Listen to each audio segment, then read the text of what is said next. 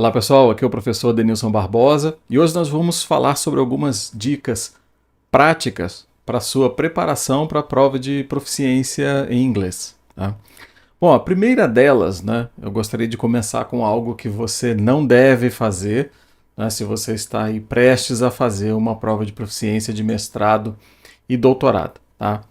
A primeira questão seria você não direcionar os seus estudos, tá, para um estudo gramatical ou exercícios de gramática. Tá? Muitos gastam realmente muito tempo, investem tempo e energia nesse tipo de estudo, fazendo exercício de conjugação de verbo, enfim, ou seja qual for o outro tópico gramatical. Esse não é um tipo de exercício que leva você ao processo de aquisição da linguagem, ou pelo menos na velocidade que deveria ser, na intensidade que você precisa. Tá? Então, é fundamental você não apelar para esse lado. E é o erro de muitos, muitos investem nisso e acabam não tendo sucesso na prova de proficiência. Tá? E o outro ponto uma dica bastante relevante, e bem objetiva. É você saber exatamente o formato da prova que você vai fazer. Tá? Existem formas de diversos tipos. Nós temos as provas objetivas com perguntas em português. Então são provas de múltipla escolha com o texto em inglês, perguntas em português. E temos aquelas que são no mesmo formato, mas as perguntas em inglês, o que pode adicionar um pouco de dificuldade aí também. Normalmente essas com a pergunta em inglês, elas podem trazer algum vocabulário mais difícil, ou entra mais um elemento de interpretação ali em língua inglesa que pode ser desafiador para você. Tá? Nós temos também algumas provas que são objetivas, ou com questões em português, ou com questões em inglês, mas que também trazem questões discursivas. Essas questões discursivas podem ser somente uma parte, sobre uma parte do texto, ou muitas vezes elas pedem para você traduzir um parágrafo do texto. Esse tipo de prova é bastante comum também. Né? E temos as discursivas. Né? As discursivas são aquelas que vão fazer perguntas para você redigir ali de forma aberta, discursiva, e também da mesma forma temos as provas que as perguntas são em português e outras com as perguntas em inglês. Tá? Normalmente a maioria das provas de proficiência no Brasil, as discursivas, as respostas são em português, você responde em português. Em alguns poucos casos você tem a resposta em inglês. Tá? Então, como você pode ver, é bastante diversificado.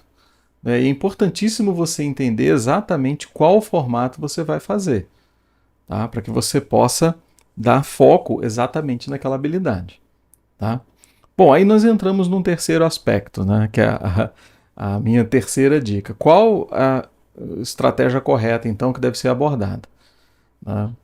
Então, você deixa de lado a estratégia puramente gramatical, como eu comentei, e tenta caminhar para o lado da leitura. Tá? Fundamental você ter uma rotina de leitura, principalmente se você tiver mais prazo, se a sua prova está ali ainda cerca de 1 ano adiante. Quanto mais cedo você conseguir começar a ler, melhor. Tá? Ler em inglês. E na internet tem vários textos, artigos, materiais organizados em níveis, por níveis de dificuldade. E essa é uma estratégia muito boa. Se você conseguir ler textos com níveis mais simples e aumentar gradativamente a dificuldade. Né? Então, esse processo vai promover uma imersão. Ele promove um contato frequente com o idioma, onde você realiza de fato a comunicação. E é assim que você aprende uma outra língua. Se você estuda as regras, você só aprende um conjunto de regras, mas não passa por esse processo de aquisição do idioma. Então isso é fundamental, importantíssimo você levar isso em consideração na sua preparação. Tá? Então, já que você, vamos para um quarto tópico, já que você tem rotina de leitura, e você, por exemplo, abandonou lá os estudos gramaticais, o que é fundamental agora é você investir no ganho de vocabulário. Tem sempre um grupo de palavras que são fundamentais para a compreensão do texto, como, por exemplo, o que nós chamamos de marcadores discursivos, tem os marcadores discursivos de adição, aqueles de contraste, de conclusão.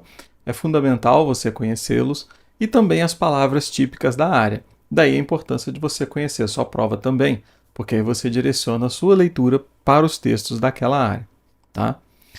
Enfim, se você já tem uma rotina de leitura e tem algum tipo de registro de vocabulário, seja ele uma lista, um aplicativo, aplicativos como o Quizlet ou o Anki, é importante você praticar exatamente aquela habilidade da sua prova de proficiência, tá?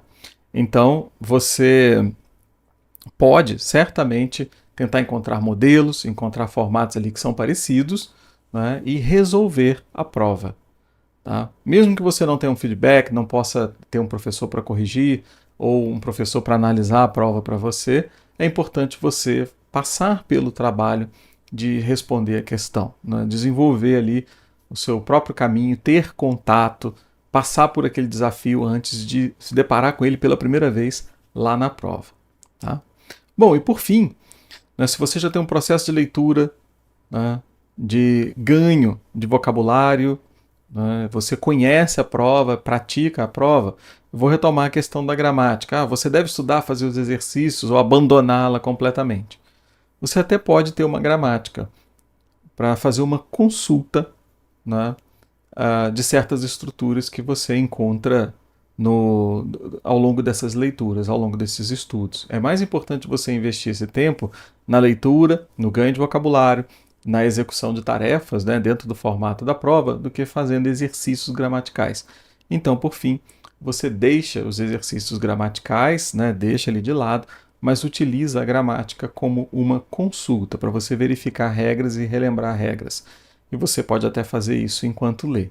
Okay? Então, assim você consegue muito mais eficiência no processo de estudos, garantia de que você está dentro do processo correto de aquisição da linguagem, né? E é fundamental isso, entender que estudo de regras gramaticais não é processo de aquisição de uma língua estrangeira, tá? Então, esse conjunto, né, de medidas, né, esse pacote comportamental é fundamental para o seu sucesso na sua prova de proficiência, ok? Bom, espero que você tenha gostado das dicas. Não deixe de se inscrever no canal para você acompanhar, né, todo o conteúdo que eu publico aqui sobre aprendizado de inglês, leitura acadêmica, né, e provas de proficiência. Um abraço e vejo você no próximo vídeo.